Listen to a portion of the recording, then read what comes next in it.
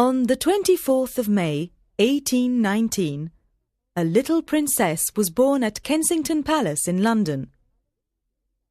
Her name was Alexandrina Victoria. She was the daughter of the Duke of Kent, King William's brother, and a German princess, Victoria of Saxe-Coburg.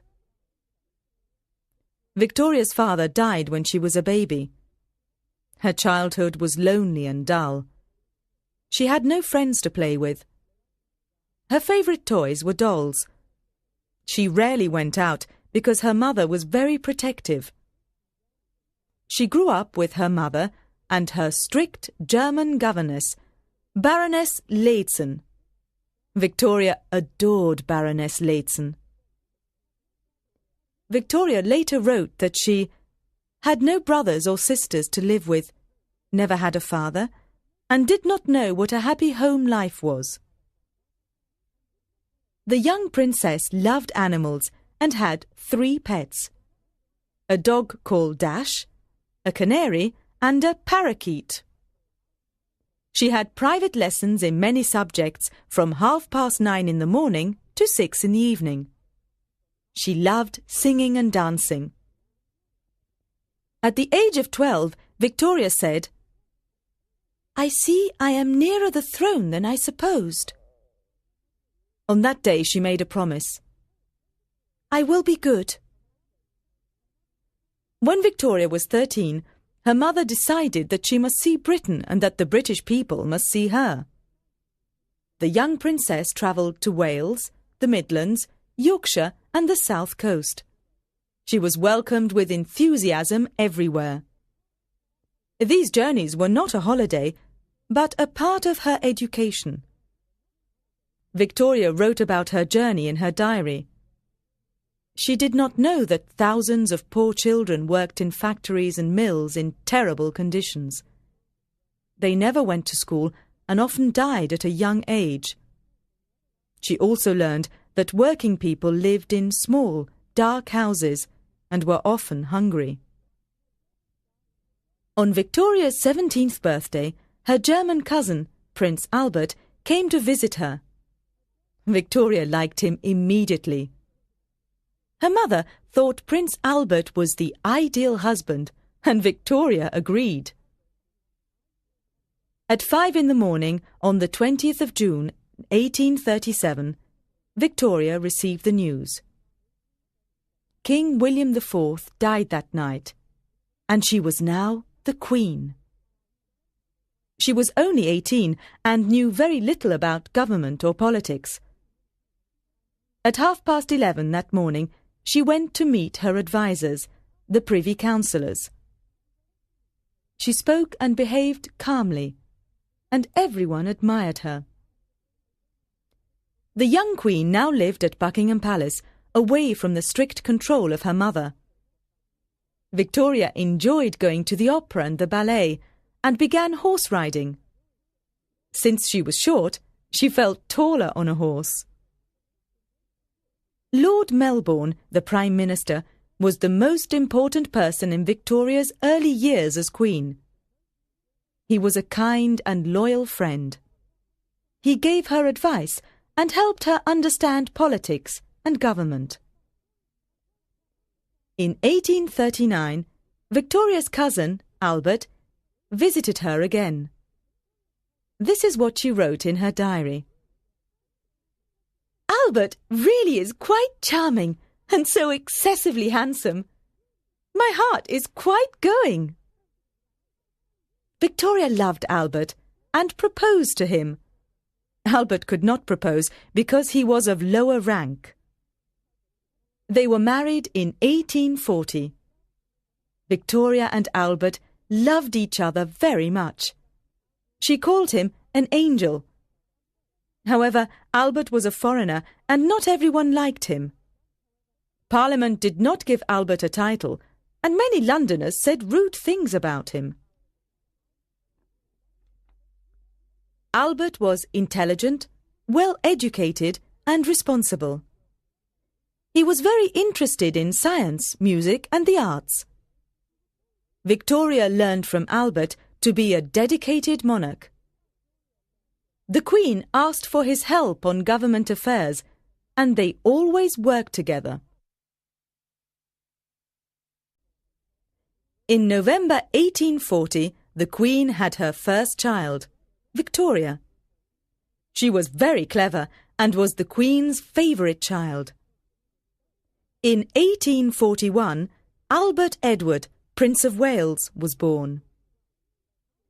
Between 1840 and 1857, Victoria and Albert had 9 children, 4 sons and 5 daughters.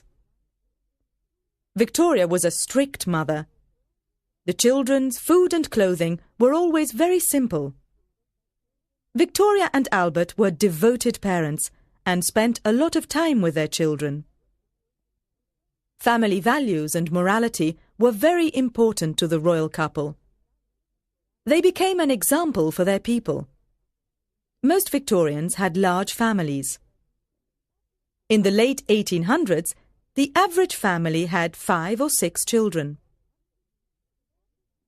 Albert introduced the first Christmas tree to the royal family, since it was a German custom. Soon it was popular all over Britain.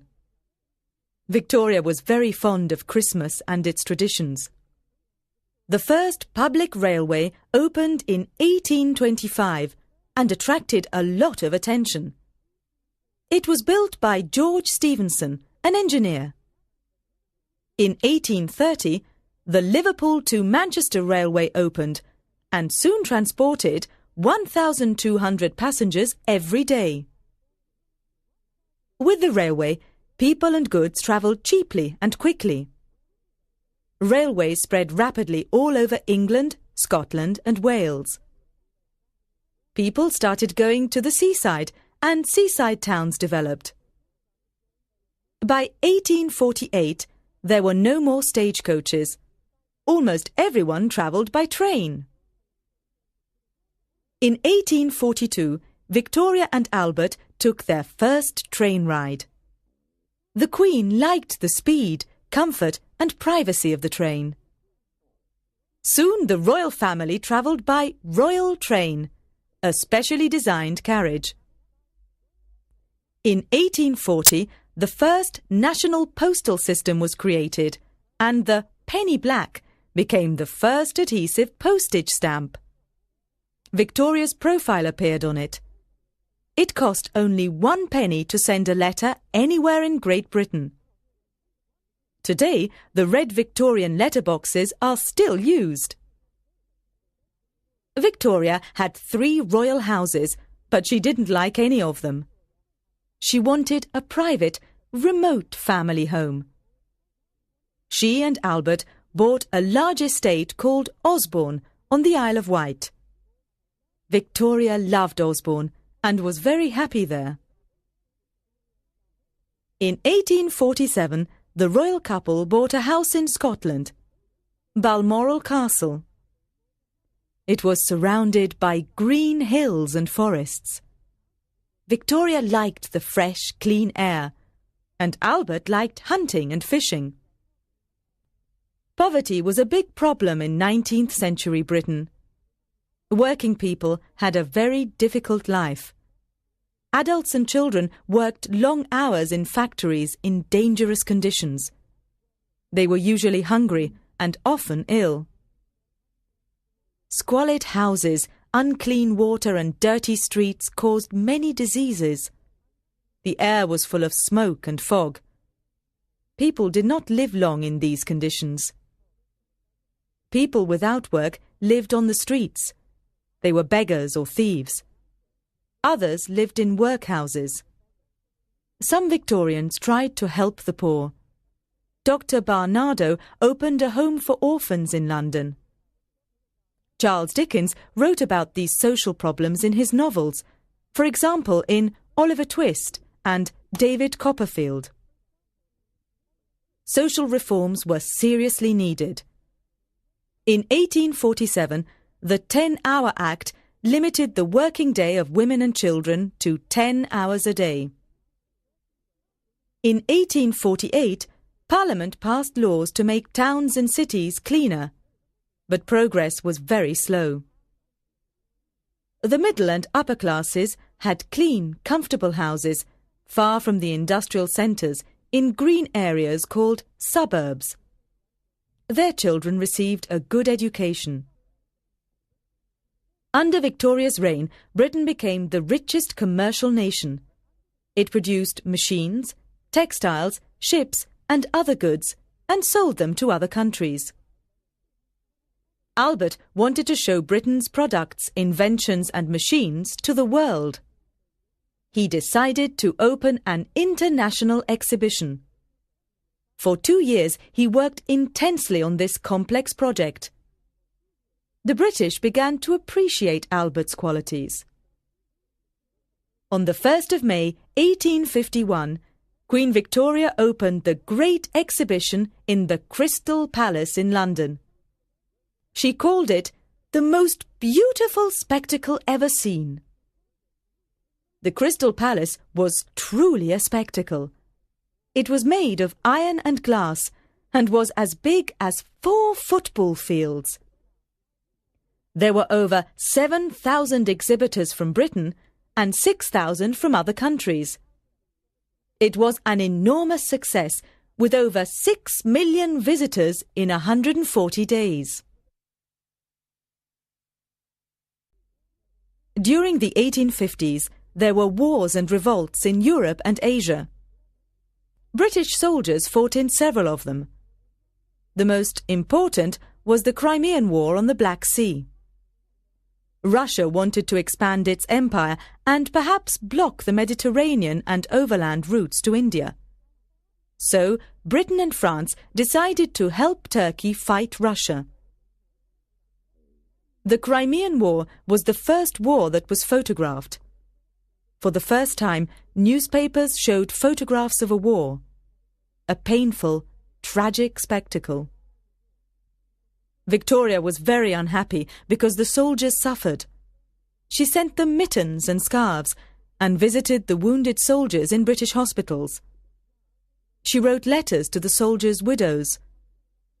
Albert wrote hundreds of letters to members of Parliament to ask them to send more help to the soldiers.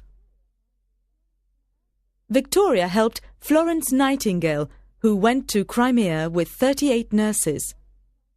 She courageously set up a hospital for wounded soldiers and saved many lives. After the war, Florence Nightingale opened the first school for nurses in London. This was the beginning of modern nursing and improved hygienic conditions in hospitals. When the Crimean War ended in 1856, Victoria presented a special medal for courage to many soldiers. This medal was called the Victoria Cross, and it was made of captured Russian cannon. At this time, India was controlled by the British East India Company, a trading company set up in India. In 1857, there was a rebellion against the British who lived in India. It was called the Indian Mutiny. Thousands of people were killed. After this rebellion, India became part of the British Empire and was controlled by the British government. Victoria was very healthy and was rarely ill. She did not like hot rooms and always kept windows open, even in winter. Albert was usually cold and was not as healthy as Victoria. He worked too much and rarely rested. He was also worried about his son, the Prince of Wales. The prince's adventures with women and gambling shocked Albert, who was very upright. Albert became very tired and weak.